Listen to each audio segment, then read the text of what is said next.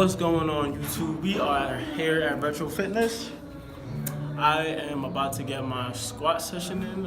Today we have four sets, one top single. We have 505, drop down to 2 sets of 4 reps at 440 pounds. Then we will be going on to 1 set of 4 at 450 pounds, I believe it is. Then we're going to be doing 1 set of 4 at 460 pounds. So I'm excited, working on mobility, like I told you guys, working on getting my mobility way better in my ankles. The better my ankle mobility will be, the better my squat will become. And we're just gonna ride the wave. So without ado, let's get started on the squat.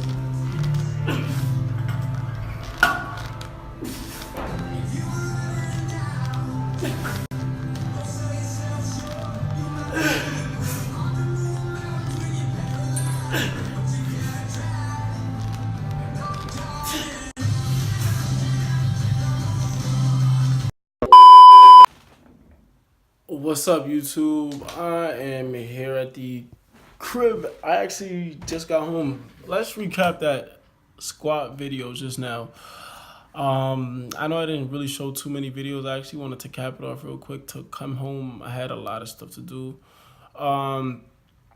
So with that 505 single, it felt amazing. By the way, the reason why I didn't show that was I just did not record enough. I think my phone had just died because I don't have my camera at the moment. I had brought it back to get it fixed. One of the lens got cracked, so I have to get the lens fixed and then I can start using it again. So I did a 505 single, felt amazing, pretty good actually. It has not felt like that in a long time. Then I dropped that down to actually 440 for a set of 5, then I did a set of 12. I showed the AMRAP. What happened was like my phone stopped recording halfway and I didn't get to record all 12 reps. I think it stopped like midway of me doing the 10th rep. But I did 12 reps on the AMRAP of 440 after 2 sets of 5 on 440. And things feel pretty good. I'm actually tomorrow going to squat again. So hopefully I'm going to record that. And you guys should see this in this video that's playing right now. I have 505 for a set of 6, 2 sets of 6 on squats. I have some back down sets of 3s at 460 and 2 sets of 4, I believe, at 405. So I'm just gonna cut this clip right here actually, and then the next thing you're gonna see is the following day, me hitting them squat sessions tomorrow. All right, so I just wanted to go over this 2 sets of 6 at 505 squat, and this is a huge volume PR for me because the way it moved. I've done 6 reps at 505 before, but not like this, and not for 2 sets, and not to be comfortable with it. At the end of those 6 reps, I had a good 4 reps in me, and I believe I could have got 10 if I put everything into it, and this is a huge, big deal for me. It's because I've been working on my mobility and my ankles. I've been doing hip mobility. I've been stretching a lot more. I've been taking a lot more supplements and joint care. I've been going to my PTs more. I've been doing everything I can to get my mobility and to get my body moving the way it should be. And because I've been doing this, I've found that from the little details, switch my stance, do more ankle mobility, hip mobility, I've been able to get a lot stronger, to use better technique, and improve 100% in general on my squat, and I'm loving it so far. Alright, YouTube, I actually wanted to go over something very quickly. As according to the title of this video, I know that it says, which shoe should you be using for squat? And I just kind of want to go over that real quick.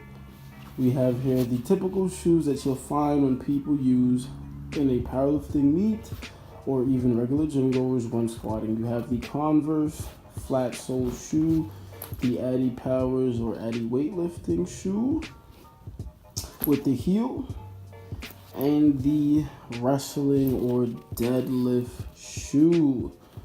Now I just want to go over the pros and cons in each. You see that I found personally with both the flat Converse and the deadlift shoe is it is more comfortable and easier to walk out, and I just believe that's because there is no heel. It's like almost you're kind of squatting without shoes, very flat. These are very comfortable. They have a strap that replicates with the Addy Powers as well, with the laces and the strap. And I believe that these just make it more comfortable to walk out. Because it is a flat shoe, you will usually hit less depth. And if you are usually a deep squatter, this may work for you better because it will help you from hitting too low of a squat and potentially harming your squat. Because if you know in powerlifting, the idea is not to go as deep as possible, but to go to parallel, below parallel, and come back up. You do not need to be following the gym bros that are telling you to squat ass to grass, because that is extremely unnecessary and potentially can harm your squat. Now, that is not a one rule fits all. There are some people that squatting ass to grass and bouncing off your calves will be more feasible and works more in a power outsource for them, but for the general population, we would say that does not work. Now, when it comes to the Adidas weightlifting shoe, what I really love about these is specifically the heel.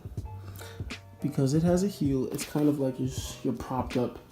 When it comes to squatting, you are in a propped up position, which gives you better ankle mobility. Even if your ankle mobility is poor, I do want to say, in general, you should not be using these to overcome your poor mobility drills. You need to be working on mobility. You need to be working on your ankle mobility. You need to be staying flexible.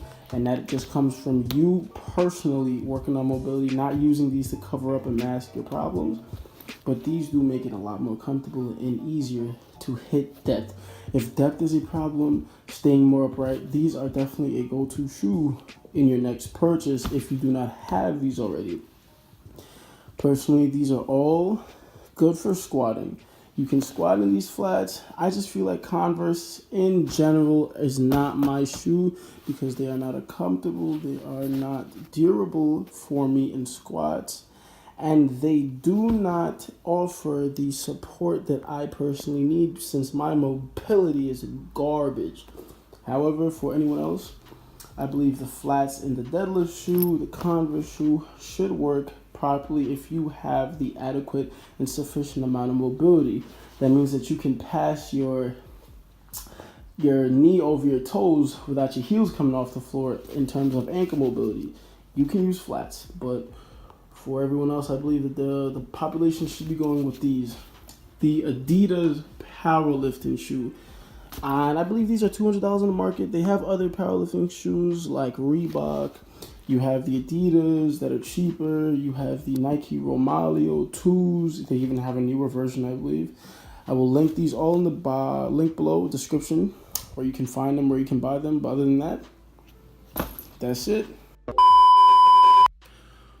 YouTube, thank you for watching this video till the end. If you did, please make sure you comment, share, subscribe to this video. Make sure you give it a thumbs up if you liked it. If you thought it was informative, hopefully you guys understand from my personal experiences or what I believe. If the flats are good for you or if the heels would be better for you. Thank you for all the support, and I'm out of here.